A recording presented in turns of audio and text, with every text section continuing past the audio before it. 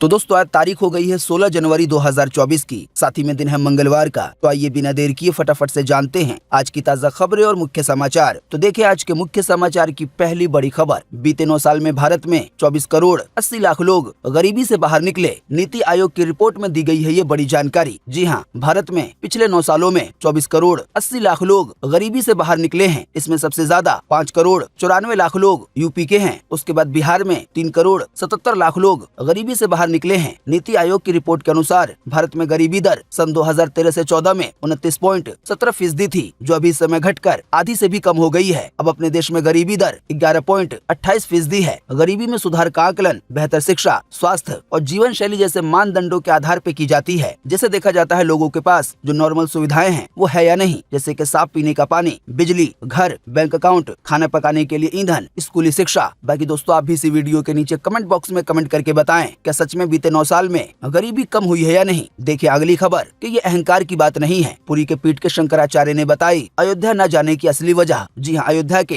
रामलला की प्राण प्रतिष्ठा के आयोजन में शायद आपको पता होगा चारों शंकराचार्यों ने जाने से मना कर दिया है। सबसे पहले आपको बता दें हिंदू धर्म में, सनातन धर्म में शंकराचार्यों का बड़ा महत्व है। कुल 4 शंकराचार्य होते हैं। हिंदू धर्म का या सनातन धर्म का कोई भी काम हो वो इनके राय मशवरे से होता है। तो सभी 4 शंकराचार्यों ने रामलला जो विराजमान होने वाले हैं उस कार्यक्रम में जाने से मना कर दिया है। अब ऐसे में कांग्रेस समेत जो भी विपक्षी पार्टियां हैं वो शंकराचार्यों की राय का जिक्र करते हुए मोदी सरकार पे हमला बोल रही हैं। अब इसी बीच 4 में से एक शंकराचार्य स्वामी निश्चलानंद ने एक बार फिर दोहराया है कि वो राम मंदिर के उद्घाटन में नहीं जाएंगे। उन्होंने अभी हाल ही में कहा प्राण प्रतिष्ठा में न जाने का फैसला अहंकार यानी कि घमंड से जुड़ा हुआ नहीं है, बल्कि ये परंपरा की बात है। उन्होंने कहा सनातन धर्म के परंपरा से उलट काम होने के चलते इस आयोजन में हम नहीं जा रहे हैं। कुल मिलाकर आसान शब्दों में कहें तो शंकराचार्यों का ये कहना है कि 22 जनवरी को जो राम मंदिर का उद्घाटन होने वाला है, जब रामलला की मूर्ति को विराजमान किया जाएगा तो ये काम पीएम मोदी करेंगे। हालांकि शास्त्रों के मुताबिक, सनातन धर्म के मुताबिक ये काम शंकराचार्यों का है, न कि नेताओं का। शंकराचार्य निश्चलानंद कहते हैं कि ये एक सेकुलर सरकार का काम नहीं है कि वो परंपराओं से छेड़छाड़ करे। तो ये कोई अहंकार यानी कि घमंड की बात नहीं है, बल्कि 22 जनवरी को जो राम मंदिर का उद्घाटन होने वाला है वो शास्त्रों और सनातन धर्म के खिलाफ है। इसी वजह से हम नहीं जा रहे हैं। देखिए अगली खबर। कतर ने रसोई गैस की सप्लाई रोकी, लाल सागर में हमले का डर जताया। इसकी वजह से आने वाले दिनों में भारत की टेंशन बढ़ सकती है। जी हाँ, लाल सागर में जारी तनाव का असर भारत पे सीधा पड़ने लगा है। जानकारी के मुताबिक कतर ने लाल सागर में हूती आतंकवादियों के खिलाफ अमेरिकी नेतृत्व वाले हमले के कारण एलएनजी की सप्लाई पर रोक लगा दी है। कतर ने इस बात का डर जताया है कि लाल सागर में जो हूती विद्रोही हैं वो उनके जहाज पे हमला कर सकते हैं। बात यह है कि हूती विद्रोही जो यमन के हैं वो लाल सागर के पास इजराइल हमास की जंग की वजह से कई जहाजों को हाईजैक कर रहे थे, कईयों पे हमला कर रहे थे। तो इसी के जवाब में अभी हाल ही में ब्रिटेन और अमेरिका ने हूती विद्रोहियों पर कई हमले किए, उनके होश ठिकाने लगाए। लेकिन अब उसके बाद ये परेशानी पैदा हो गई है कि हूती विद्रोही अपने हमले का दायरा बढ़ा सकते हैं। इसी वजह से कतर ने जो रसोई गैस की सप्लाई है उस पर रोक लगा दी है। बताया गया भारत अपने कुल गैस का 42% हिस्सा कतर से मंगाता है। तो अगर आने वाले दिनों में ज्यादा दिन तक रसोई गैस की सप्लाई रुकती है तो इसकी वजह से आने वाले दिनों में काफी परेशानी होगी। साथ ही में जो रसोई गैस है उसके दाम में भी भारी बढ़ोतरी हो सकती है। हालांकि ये केवल अनुमान है। देखिए अगली खबर। ट्यूब पर फ्री वीडियो देखना होगा बंद, अब यूजर्स को देने पड़ सकते हैं अलग से पैसे। जी हाँ, यूट्यूब समय के साथ बदलाव करता रहता है। अभी इस समय यूट्यूब की तरफ से एड ब्लॉकर्स के खिलाफ जंग जारी है। बात यह है कि कई सारे लोग अपने फोन में या कंप्यूटर में एड ब्लॉकर को इंस्टॉल कर लेते हैं। इस वजह से यूट्यूब का वीडियो चलाते समय एड देखने को नहीं मिलता है। वहीं अब बताया जा रहा है कि जो भी यूजर एड ब्लॉकर का इस्तेमाल कर रहे हैं एड को रोकने के लिए, तो अब यूट्यूब की ओर से इन लोगों के लिए स्पीड को कम कर दिया जाएगा। यानी कि वीडियो जल्दी प्ले नहीं होगा, प्ले होगा तो बार बार बफरिंग करेगा। तो ऐसे में अब जो लोग यूट्यूब के वीडियो पर एड यानी कि प्रचार नहीं देखना चाहते हैं तो उनको यूट्यूब का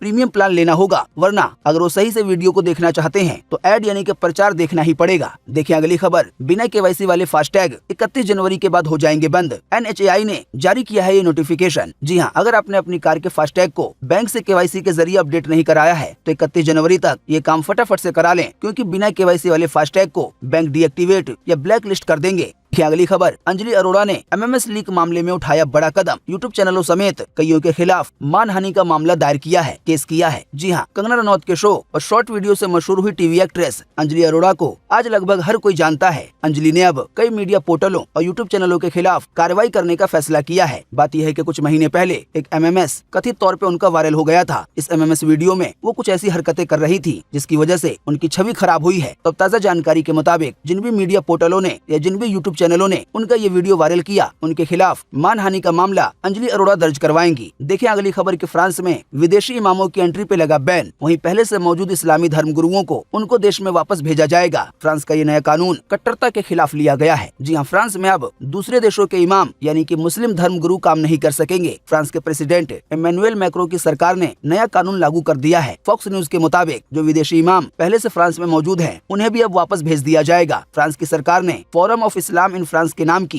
एक संस्था बनाई है। इस संस्था की जिम्मेदारी है कि देश के मुस्लिम लोगों को सही राह दिखाई जाए और उनकी कट्टरता को दूर किया जाए, यानी कि मुसलमानों में जो भी कट्टरता है उनको दूर किया जाए। वैसे आप नहीं जानते हैं तो आपको बता दें, बीते साल अगस्त 2023 में फ्रांस की सरकार ने सरकारी स्कूलों में इस्लाम से जुड़ी पोशाक पहनने पे भी रोक लगा दी थी। बात यह है कि जब हमास ने इजराइल पे हमला किया तभी से फ्रांस ने सख्तियां बढ़ा दी। फ्रांस का ऐसा मानना है कि काफी सारे मुसलमान बहुत ज्यादा कट्टर होते हैं, तो उनकी कट्टरता दूर की जानी चाहिए और ऐसे कट्टर लोगों को यहाँ पे रुकने नहीं दिया जाएगा। बाकी दोस्तों, आप इसी वीडियो के नीचे कमेंट बॉक्स में कमेंट करके बताएं कि फ्रांस की सरकार ने जो किया है वो सही है या गलत। देखिए अगली खबर, IMF की चीफ बोली AI की वजह से 40% नौकरियों के जाने का है खतरा। कहा ये साल 2024 पूरी दुनिया के लिए बड़ा ही मुश्किल भरा होगा। उनका कहना है विकसित देशों की यानी कि जो देश काफी कामयाब हैं, तो वहाँ की 60% नौकरियां AI की वजह से खतरे में आ जाएंगी। हर 100 लोगों में से 60 की नौकरी जा सकती है। वहीं IMF की चीफ के मुताबिक वैश्विक स्तर पर दुनिया भर में करीब AI की वजह से 40% नौकरियों पर असर पड़ सकता है, यानी कि दुनिया भर में हर 100 लोगों में से 40 लोगों की नौकरी जा सकती है AI की वजह से। AI को लेकर एक और बड़ी खबर आ रही है। देखिए अपनी स्क्रीन पर कि ChatGPT जैसे AI मॉडल दे सकते हैं गलत जानकारी। एंथ्रोपिक कंपनी का ये दावा कि फेक बिहेवियर के लिए कर सकते हैं इनको ट्रेंड, बाद में ठीक करना भी है काफी मुश्किल। जी हाँ, आर्टिफिशियल इंटेलिजेंस यानी कि AI बेस्ड मॉडल जैसे ChatGPT को भ्रामक और धोखा देने वाले जवाबों के लिए ट्रेंड किया जा सकता है। यही नहीं, अगर कोई AI सिस्टम भ्रामक व्यवहार करने लगता है, धोखा देने वाले या गलत जवाब देने लगता है, तो बाद में उसको ठीक करना भी मुश्किल है। बात यह है कि अभी हाल ही में एंथ्रोपिक कंपनी, जिसमें गूगल कंपनी ने भी निवेश किया है, उसने टेस्टिंग के तौर पर 2 ऐसे मॉडल तैयार किए। एक AI मॉडल को ये सवाल दिया गया कि जब कोई ये सर्च करे